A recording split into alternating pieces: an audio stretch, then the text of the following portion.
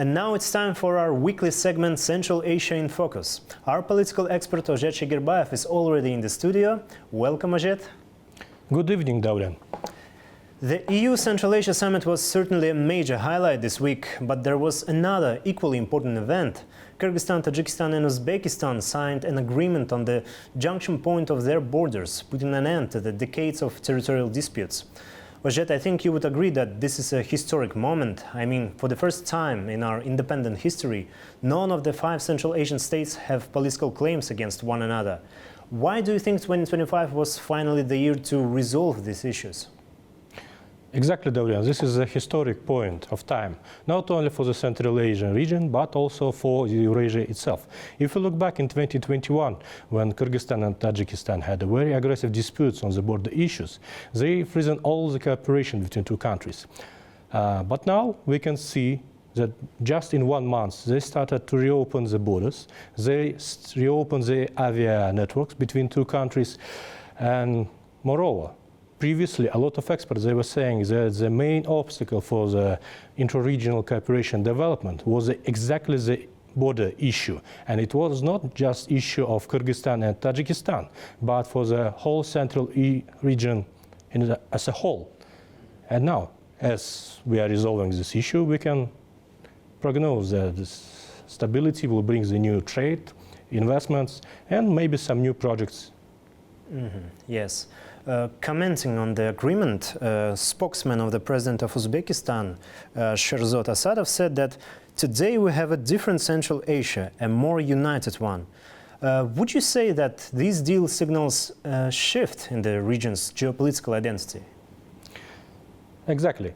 For instance, if you look what our president, Mr. Tokayev, said in one of his speeches 1.5 years ago, he said that now we are trying to increase and to develop our identity not as separate states, but also as a whole region, Central Asia. And in this regard, we will develop such institutions like CA+, platforms like CA+, China, CA+, Europe, CA+, Russia, CA+, United States. Thank you, Ozhet. I know you'll go into more details in your segment. The floor is yours. Thank you very much. I'll start just in a moment.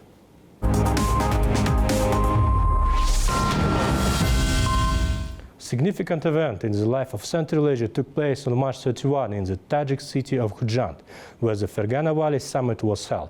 One of the key milestones of the meeting was the signing of a historic protocol on the exchange of instruments of ratification for the treaty on the delimitation of the state border between Tajikistan and Kyrgyzstan.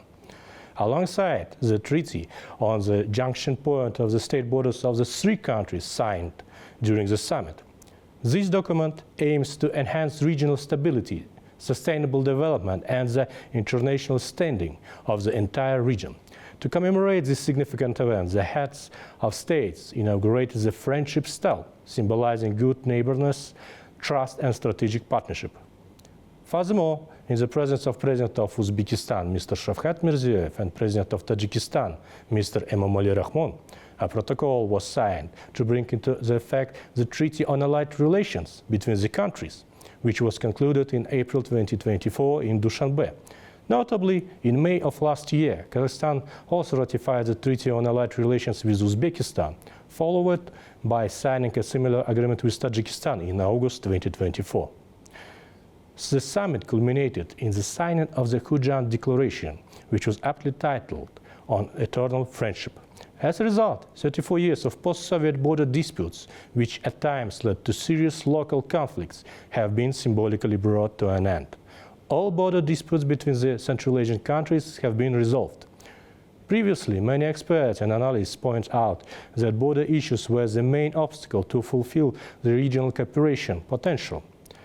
According to the United Nations Conference on Trade and Development, UNCTAD, foreign direct investments inflows into the region declined by 1/3 last year, totaling only $4 billion of USD. Thus, resolving this critical issue of border not only guarantees stability in the region, but also creates a strong foundation for further trade development and investment attraction. Additionally, during the summit, the presidents of Kyrgyzstan and Tajikistan participated via video conference in the inauguration ceremony of the 500 kilowatts Kazakh power transition line, a key component of the Kazakh 1000 project. This project has led to the construction of new energy infrastructure, including a 500 kilowatt transmission line stretching approximately 480 kilometers from the Datka substation in Kyrgyzstan to the Sukt substation in Tajikistan. This network will facilitate the export of green electricity to Afghanistan and Pakistan during the summer months. Overall, the outcomes of the trilateral meeting in Khujand mark a new phase in strengthening cooperation between Uzbekistan, Tajikistan and Kyrgyzstan, laying as a foundation for long-term collaboration in the interest of sustainable regional development. Uzbekistan Railways has amounted a 40% reduction in transit tariffs for transporting Kazakh grain to Afghanistan. This was revealed during a meeting of national railway carrier executives, according to the Kazakhstan Timur company. The tariff reduction applies to cargo transportation through the interstate junction point Oasis to the Galabar railway station. And another piece of good news for Kazakh carriers comes from Turkmenistan.